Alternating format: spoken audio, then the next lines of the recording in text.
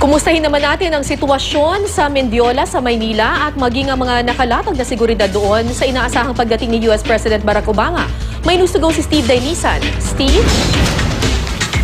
Karen, tahimik pa pero kasado na mga paghahanda sa seguridad dito naman sa paanan ng Mendiola kasabay ng inaasahang pagtungo rito mamaya ng mga magkikilos protesta kasabay ng pagbisita ngayong araw ni US President Barack Obama dito sa ating bansa.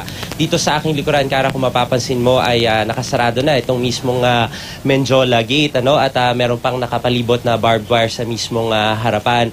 Itong mga nakalatag, nakalasag ngayon ng mga pulis, medyo nakarelax pa. Galing ito ng QCPD, yung iba sa mga pulis. Alas 4 pa lamang ng madaling araw dumating dito at ilan lamang sila sa mga contingent na inaasahang darating dito.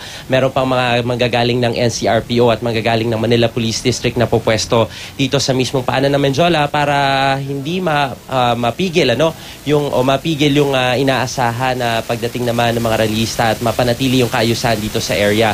Meron din tayo nakita na isang fire truck mula sa Caloocan City at inaasahan na madaragdagan pa yan hanggang mamaya dahil alas 12 pa naman ng tanghali, Kara, inaasahang magsisimula yung pagpoprograma ng mga magkikilos protesta. Iba't ibang grupo yan sa may bahagi ng Liwasang Bonifacio. Sa ngayon ay patuloy yung pag-aayos sa seguridad dito at patuloy din na tinitiyak ng mga pulis na maayos yung pwesto ng media, nasa safe na area.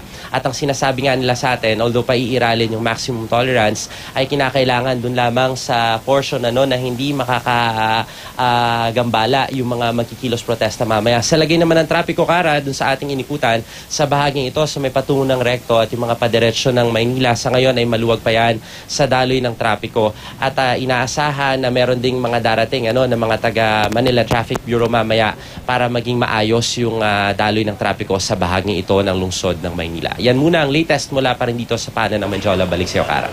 Maraming salamat, Steve Dailisan.